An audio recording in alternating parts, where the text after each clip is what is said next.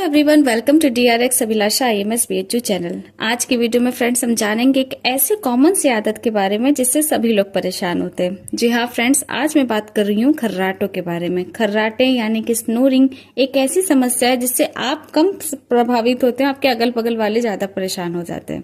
तो चलिए फ्रेंड्स, जानते हैं कि खर्राटे लेना कितना सेफ होता है हमारी बॉडी के लिए, ये कितना कॉमन है और साथ ही साथ ये कब हमारी बॉडी के लिए खतरनाक भी साबित हो सकते हैं। तो पूरा वीडियो फ्रेंड्स जरूर देखिएगा। वीडियो पसंद आएगा तो चैनल को लाइक शेयर सब्सक्राइब जरूर करिएगा। खर्राटे लेना बहुत ही कॉमन सी बात होती है। यहाँ तक कि आप लोगों ने नोटिस किया होगा तो देखा होगा कि छोटे बच्चे यानी कि जो न्यू बॉर्न्स बेबी हैं, कभी कभी जब वो भी सोते हैं तो वो भी खर्राटे लेते हैं। तो एक्चुअली में खर्राटे लेना बहुत बड़ी गंभीर समस्या नहीं है तब तक जब तक ये खर्राटे बहुत तेज ना हो। जी हाँ फ्रेंड्स, कुछ लोग ऐसे भी होते हैं जब वो खर्राटे लेते हैं तो इतनी कर्कश आवाज होती है, इतनी तेज आवाज होती है कि आपके बगल वाले रूम तक वो आवाज जाती है। और साथ ही आपने नोटिस किया होगा कुछ लोग ऐसे भी हैं कि जब वो खर्राटे लेते हैं, बहुत तेज लेते हैं, तो बीच में ही उनकी नींद खुल जाती है, वो घबराहट आ जाती है, चिड़चिड़ापन होने लगता है, वो उठ जाते हैं, उनको ऐसी लगती है कि उनके सांस रुक रही है, करवट बदलने लगते हैं, पानी पीने लगते हैं। तो ये जो सारे सिम्टम्स होते हैं फ्रेंड्स, अगर ये ऐसा दिक्कत हो रहा है तब ये खर्राटे लेना थोड़ा सा खतरनाक हो सकता है। तो चलिए फ्रेंड्स, पूरा वीडियो जानते हैं कि ये खर्राटे होते क्यों हैं।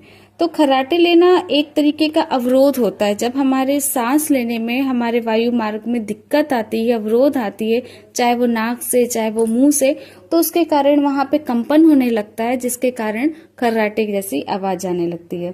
खर्राटे लेते समय कई तरीके के लक्षण होते हैं, कई तरीके के आवाज होते हैं। जैसे कुछ लोग होते हैं कि वो हल्की ही खर्राटे की आवाज लेते हैं, कुछ लोग ऐसे होते हैं कि जब वो खर्राटे लेते हैं तो सीटी जैसा बजता है, कुछ लोग का बड़बड़ाना होता है, कुछ लोग का गड़गड़ाहट होता है। तो लोग अलग अलग समय पे अलग अलग तरीके के होते हैं, जिसपे खर्राटे भी अलग अलग तरीके के होते हैं। लेकिन ये खतरनाक तभी होते हैं जब खर्राटे बहुत ज्यादा तेज हो, साथ ही खर्राटों के बीच में उनको ऐसा लगे कि उनकी सांस रुक रही है और उनकी नींद खुल जाए और उनका गला सूख जाए।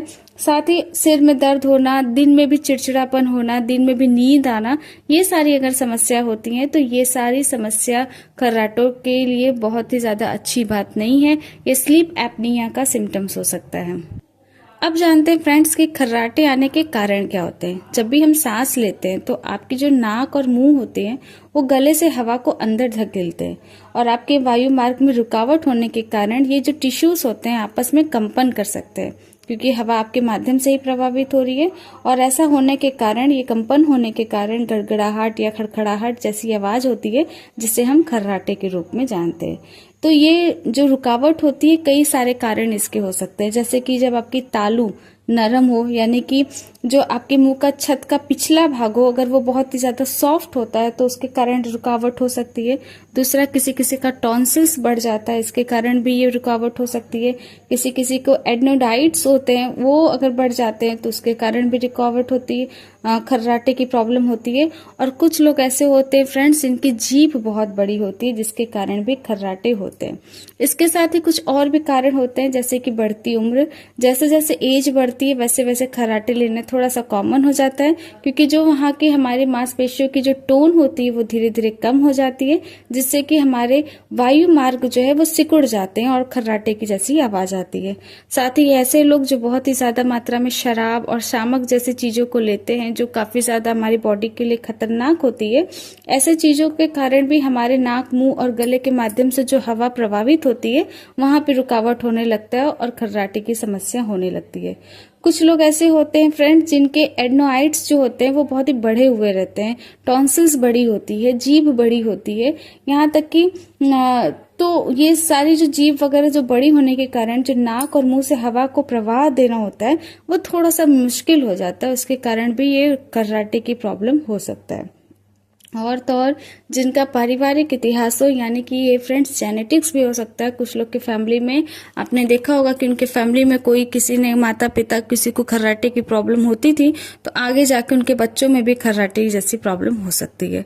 और इसका एक और मुख्य कारण है फ्रेंड्स वजन, यानी कि जब बहुत ज्यादा वेट होता है, वजन होता है, तो जो फैट वगैरह होते हैं वो हमारे नाक, गले, यहाँ की सारी मांसपेशियों के पास इकट्ठा होने लगते हैं, जमा होने लगते हैं, जिसके कारण भी सांस लेने में रुकावट होती है और फिर ये खर्राटे जैसी प्रॉब्लम होने लगती है। तो ये सारे कारण होते हैं जिसके कारण खर्राटे होते हैं। तो इसके लिए उपाय क्या क्या करना चाहिए। सबसे पहला तो आपको वजन कम करना चाहिए। अगर आपके खर्राटे के वजन के कारण आ रहे हैं, मोटापा के कारण आ रहे हैं, जिनके गले वगैरह काफी ज्यादा मोटे होते हैं उसके कारण हो रहा है, तो आपको ये सारे ट्रीटमेंट आजमाने चाहिए जिससे कि आप अपने वजन को कम कर सके। ताकि अगर आपका वजन कम होगा तो वहां का जो भी फैट वगैरह होगा वो कम होने लगेगा और खर्राटे की समस्या अपने आप खत्म हो जाएगी। साथ ही फ्रेंड्स, कुछ लोग ऐसे होते हैं जो ज्यादातर पीठ के बल सोते हैं। पीठ के बल सोने के कारण भी वहां पे हवा लेने में यानी कि वायु मार्ग में अवरोध उत्पन्न होने लगता है, जिसके कारण भी खर्राटे होने लगते हैं।